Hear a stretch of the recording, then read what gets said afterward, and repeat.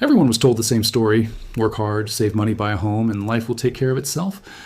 But in 2025, that story has become a warning. For decades, homeownership was the foundation of the American dream, the symbol of stability, freedom, and success. A house meant more than bricks and walls. It meant permanence, pride, belonging. Generations were raised on the promise that a home was the smartest investment anyone could make. It would build wealth, protect against inflation, and secure the future for children and grandchildren. Yet today, that story is turned upside down. The same home that once built freedom now traps millions in debt. The same market that once rewarded patience now punishes it. And the same dream that once united generations is quietly dividing them. Because for the first time in modern history, owning a home might no longer be the American dream. It might be the American illusion. The data is brutal. Older generations like baby boomers and Gen X grew up in a completely different economy. In 1980, the median home price was about 3 times the median household income. Today, it's over 6 times. For every $1 the average worker earns, housing has outpaced it by nearly $2 in value growth. The system didn't just evolve, it detached from reality. The house, once a symbol of achievable success, has become a luxury item reserved for those who already have capital. The dream that once pulled people upward is now pushing them out. And yet, the illusion survives because people still believe owning equals winning. Banks, media, and real estate lobbies still sell the fantasy because the fantasy fuels the economy. New homes mean new loans, new debt, new financial products. The same machine that markets credit cards, car loans, and student debt depends on the idea that life's milestones are things you purchase, not things you earn. The biggest of those milestones, homeownership, is the cornerstone of that illusion. It keeps generations striving, borrowing, and believing. It keeps the wheel turning. But behind that wheel is a darker truth. America doesn't have a housing crisis by accident. It was designed. For decades, zoning laws, tax policies, and interest rate manipulation have protected property owners and punished newcomers. Wealthy investors can borrow cheaper, buy faster, and rent higher than any first-time buyer. Hedge funds and private equity groups like Blackstone and Invitation Homes have quietly bought tens of thousands of properties across the country, turning suburban neighborhoods into rental empires. According to the Wall Street Journal, in some cities, more than 1 in 5 homes sold in 2024 went to an institutional investor, not a family. The game isn't fair, and it isn't meant to be. This transformation has reshaped the meaning of homeownership itself. For many, the question is no longer, can I afford to buy? But should I? Because ownership now comes with hidden traps. Property taxes climbing faster than wages, insurance premiums doubling after every natural disaster, and repair costs inflated by supply shortages. Even homeowners who made it are discovering they are trapped in houses they can sell without losing money, golden cages built out of drywall and debt. And while that trap tightens, the emotional manipulation grows stronger. Social media glamorizes house tours and renovation dreams while hiding the reality behind them. Sleepless nights, unstable rates, and ballooning costs. Every image of a perfect living room hides a 30-year contract that demands absolute obedience. The message is simple. Success is measured by square footage, but that's a lie. Because a home that empties your savings and controls your choices is not an asset. It was a liability disguised as a lifestyle. This illusion is costing more than money. It's rewriting how generations live. Millennials and Gen Z are delaying marriage, children, and retirement because of housing costs. The average age of a first-time homebuyer has reached nearly 40. Many people will now spend more of their lives renting than owning. Renting, once considered temporary, has become permanent. And that permanence is creating a new kind of society, one where flexibility replaces ownership, and where freedom is measured not by what you have, but by what debt you can avoid. Experts call it the Great Housing Reversal. The era of everyone becoming a homeowner is ending. In its place, a new structure is rising, one where fewer people own and more people rent from the same powerful groups who own nearly everything else. When real estate giants and institutional investors own neighborhoods, they don't just collect rent, they control communities. They influence prices, shape local policy, and decide who gets to live where. It's a modern feudal system built on mortgages instead of swords. This is not an exaggeration. In states like Texas, Arizona, and Florida, investor-owned homes are reshaping entire suburbs. In Atlanta, private investors bought nearly 33% of all single-family homes sold in 2023. Renters there aren't up high tea paying landlords down the street. They're repaying corporate funds listed on Wall Street. The rent doesn't stay in the neighborhood. It flows upward into balance sheets, dividends, and shareholders' pockets. It's not a housing market anymore. It's a housing machine. And like every machine, it feeds on something: hope. Hope that prices will drop. Hope that wages will rise. Hope that someday the dream will return. But hope is expensive when policies keep the ladder pulled up. The supply crisis isn't a coincidence. The Federal Reserve's post-pandemic policy of rate hikes froze the housing pipeline. Builders can't build profitably with borrowing costs this high. According to the National Association of Home Builders, construction of new single-family homes fell by 12% between 2023 and 2025. Meanwhile, demand hasn't fallen. It's just become desperate. Every unsold dream becomes a rental property for someone else to profit from. What makes this tragedy truly modern is that it's invisible. On paper, home prices are stable. Real estate agents call it a soft landing. Politicians point to rising home equity as proof that prosperity exists. But that prosperity belongs to a shrinking minority. The wealth created by the housing boom isn't being shared, it's being extracted. The Federal Reserve's own data shows that the top 10% of households now own nearly 70% of all real estate wealth in America. The bottom half owns just 2%. The latter hasn't just broken, it's been pulled up entirely. And yet, the emotional messaging hasn't changed. Turn on any news network or financial show and you'll hear the same advice. Buy now before rates go up again. Real estate always goes up in the long run. Renting is throwing money away. These phrases, repeated like scripture, keep the cycle alive, but they ignore the reality that for many Americans, renting isn't wasteful. It's the only way to survive.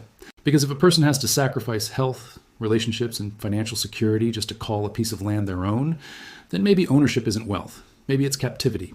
The collapse of affordability isn't just an American story anymore. From London to Toronto, from Sydney to Seoul, the pattern repeats. Home prices rising far faster than wages, generations locked out, governments pretending that subsidies or tax credits can fix what decades of financial engineering broke. Housing has stopped being shelter and turned into an asset class, traded globally, speculated on, and treated like a commodity instead of a human necessity. Investors no longer look for communities to build, they look for yields. A house isn't a home, it's a line item on a portfolio. For policymakers, this has created an impossible paradox. If prices fall enough to make homes affordable again, the global economy risks implosion because housing wealth underpins everything from bank balance sheets to pension funds. But if prices stay high, entire generations remain excluded from ownership and are forced into renting forever. Governments are trapped between protecting the system and protecting the people, and in every instance so far, they've chosen the system. This isn't the first time housing markets have defined the fate of economies. In the early 2000s, cheap credit fueled the largest real estate bubble in modern history, ending in the 2008 crash. Millions lost homes, but within years, the same mechanisms were quietly rebuilt, only larger. Quantitative easing flooded the world with liquidity. Interest rates were driven to zero. Asset values rebounded faster than wages ever could. The wealth gap widened to its largest point in a century. The lesson wasn't learned, it was monetized. Policymakers realized that asset bubbles could be controlled, not prevented. Every time the market trembled, they pumped in more money to keep it alive, conditioning society to believe that house prices could only ever go up. That illusion worked for more than a decade, but illusions have limits. When inflation roared back after the pandemic and the Federal Reserve began its most aggressive rate hike since the 1980s, the illusion cracked. Suddenly, the price of money mattered again. Borrowers who were used to 3% mortgages faced 7%. Builders froze projects. Sellers refused to lower prices. Buyers vanished. The system stalled, but it didn't break. Because even in paralysis, the machine was profitable for those who owned the assets already. Housing scarcity pushed rents higher. Corporate landlords thrived. The same imbalance that destroyed affordability became their greatest weapon. The story of the modern housing market is the story of power. Power to set prices, power to shape cities, power to decide who belongs. That power is concentrated in fewer hands every year. A 2025 Federal Reserve study revealed that institutional investors now control more than $1.5 trillion worth of residential property in the United States alone. What began as a financial experiment after 2008, when Wall Street bought foreclosed homes by the thousands, has evolved into a permanent business model. Those homes are no longer being sold back to families. They are being securitized, bundled, and used as collateral to borrow even more. The same instruments that triggered the last crash have returned, wearing different names. The house has become the collateral, and the occupant the guarantor of someone else's leverage. Meanwhile, the public narrative keeps shifting blame downward. Politicians say the problem is avocado toast, student debt, or laziness. Financial gurus preach that young people should stop renting lattes and work harder, but no amount of discipline can outpace structural inflation. A generation that earns less in real terms than its parents, facing homes that cost triple what they once did, is not suffering from irresponsibility. It's suffering from a system mathematically rigged against it. Yet even in this environment, the emotional weight of the home remains. People are taught that success equals ownership, and failure equals renting. That social pressure drives behavior that makes no financial sense. Millions stretch their budgets to buy homes they can't sustain because of what ownership represents. The result is silent misery. A family may appear stable on the outside, a picture-perfect home, 2 cars, manicured lawn, but behind that facade lies credit card debt, skipped vacations, sleepless nights, and the fear of one unexpected expense tipping everything over. The American dream has become a performance paid for in installments. As technology reshapes every aspect of life, it's also reshaping housing. Online platforms allow investors to buy fractional shares of properties across the world. Artificial intelligence predicts price movements. Algorithmic bidding systems decide rents. In some cities, landlords never meet tenants. Software optimizes profit margins instead. The human element that once defined communities, neighbors knowing neighbors, streets with character, is being replaced by spreadsheets and return targets. The city becomes an investment product. The home becomes an algorithmic revenue stream. At the same time, another subtle shift is happening. People are beginning to redefine what home means. For many young professionals, mobility now replaces permanence. Working remotely, traveling frequently, living light, these have become survival strategies in a market that punishes roots. Digital nomadism, van living, co-living spaces, and long-term rentals are the side effects of a generation adapting to unaffordable stability. When permanence is priced out, flexibility becomes freedom. But there's a darker edge to that freedom. It's conditional. A renter's life is governed by contracts, renewals, and the whims of landlords or markets. When housing becomes a service instead of a right, people's stability becomes temporary. And temporary lives are easier to control. A population that cannot settle is a population that cannot resist. The connection between housing and democracy runs deeper than economics. Ownership once gave citizens a stake in the system. Take that away, and the relationship between people and power changes forever. The social consequences are visible everywhere. Homelessness rising even in wealthy cities. Birth rates falling as young couples delay children. Urban exodus accelerating as people flee expensive coastal hubs for cheaper states, only to find those markets inflating too. The wealth gap isn't just widening, it's geographic. The United States is slowly dividing into ownership zones and renter zones, invisible lines drawn by affordability. Where one lives increasingly determines what kind of future one can have. Even cultural attitudes are shifting. Forever homes are being replaced by starter homes that no one can start in. Instead of dream houses, the new trend is livable compromises. Financial advisors now caution clients not to think of homes as investments at all. For decades, the phrase, "your home is your biggest asset," was gospel. Today, that phrase sounds like a threat. Because if your home is your biggest asset and that asset collapses or becomes illiquid, then your life collapses with it.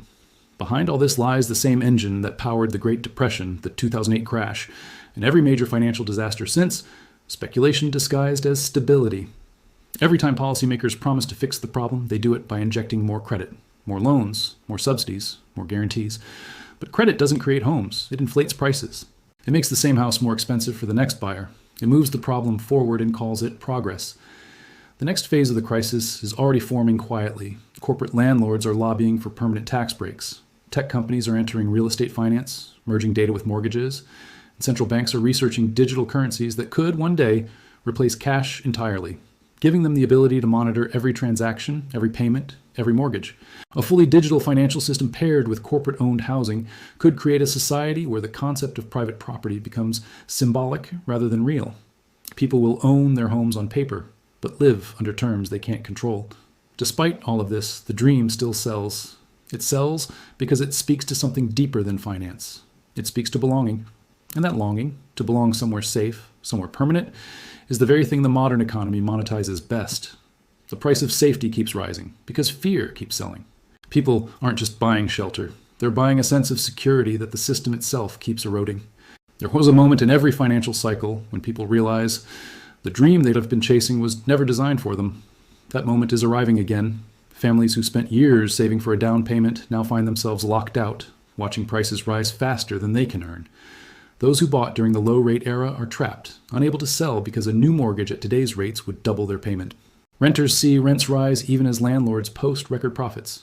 Everyone feels the same anxiety, a sense that the rules have changed, but no one announced the new game.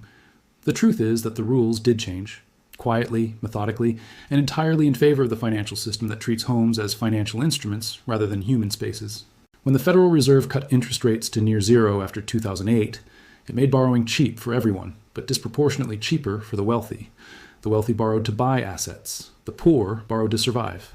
When rates rose again, the poor faced bankruptcy while the wealthy collected rent.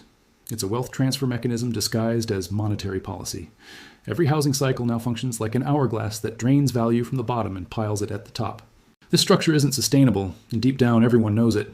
A system cannot survive when shelter, the most basic human need, becomes a speculative luxury. The signs of stress are everywhere. Vacancy rates in luxury apartments are rising, while affordable housing units vanish. Mortgage delinquencies are climbing, not because of reckless borrowing, but because of basic math. Incomes can't match obligations. Credit card debt hit new records in 2025, surpassing $1 trillion. People are borrowing to pay for groceries, while hedge funds borrow to buy neighborhoods. The distance between those two realities is the measure of inequality today. And yet, the collapse 1T happened the way it did in 2008. There may not be a single crash day, no headlines of banks imploding overnight. The next housing crisis will unfold in slow motion, through erosion, not explosion. Neighborhoods will quietly age as younger buyers disappear. Maintenance will slip. Property taxes will rise as local governments struggle with shrinking bases. Insurance costs from climate disasters will drive entire coastal communities into insolvency. Bit by bit, the illusion of stability will rot from within until one day people realize the dream has already ended. But the end of one dream can be the beginning of another. Across the country, small groups of people are rewriting what ownership means. Community land trusts, cooperative housing, shared equity models. They're rebuilding housing around people rather than profit. In places like Minneapolis, New York, and Denver, residents are pooling resources to buy buildings together, locking out speculators. They accept smaller personal gains in exchange for collective security. It's not glamorous, but it's real. It's a quiet rebellion against the idea that every roof must generate a return. It's the rediscovery that a home's true value is shelter, stability, and belonging, not appreciation charts. Technology, ironically, could also help reclaim the dream. Blockchain and decentralized registries are being tested to make property records transparent, preventing fraud and reducing middleman costs. Crowdfunding platforms are helping small investors fund affordable housing instead of luxury towers. Even major builders are experimenting with 3D printed homes to cut costs. But none of these innovations matter unless the underlying philosophy changes. Housing must serve people first, markets second. If policymakers wanted to fix the crisis, they could. They could tax vacant properties held by speculators. They could reform zoning to allow denser, cheaper housing near jobs. They could expand public interest financing to reduce the stranglehold of commercial banks. They could, but they don't. Because the housing market, as dysfunctional as it seems, works perfectly for those it was built to serve. Every delay, every shortage, every inflated price is a feature, not a flaw. Still, awareness is spreading. The younger generation may be priced out, but they are also waking up. They are questioning the scripts their parents followed. They are realizing that ownership isn't the only path to security. They are prioritizing mobility, community, and adaptability over possession. Some are leaving high-cost cities altogether, building new hubs of affordability in the Midwest and South. Others are rejecting the idea of permanent roots in exchange for financial freedom. What looks like defeat might be evolution, the next form of the dream taking shape in real time. There is an old saying, the first generation builds it, the second enjoys it, the third destroys it, but maybe the fourth generation rebuilds it differently. Maybe this time, ownership won't mean debt slavery, but participation. Maybe a home will once again be about the space you live in, not the loan you owe. Change rarely begins with institutions. It begins with stories. When people stop believing the old story, that owning a house is the only way to prove success, the system that feeds on that belief begins to starve. Because the greatest threat to this financial machine isn't regulation or revolution, it's clarity. When people see the pattern, they stop playing the game. When they understand that the price of a dream is designed to keep them chasing, they step off the treadmill. And when enough people step off, the illusion collapses by itself. No crash needed, just awareness. The irony is that the same system that built the modern world will be undone by its own success. The pursuit of endless profit in housing created value so high that even profit itself is endangered. A pyramid cannot expand forever. Eventually, there's no one left to buy in. The question isn't whether the dream will change. It already has. The question is, what replaces it? The answer might be simpler than anyone expects. It might be returning to the oldest meaning of the word home. Not investment, not leverage, not an asset, just a place. A space of belonging, security, and peace. A foundation that doesn't have to rise in price to have worth. A life where stability isn't a trade on a spreadsheet. The modern economy measures everything in yield, but yield can't measure comfort.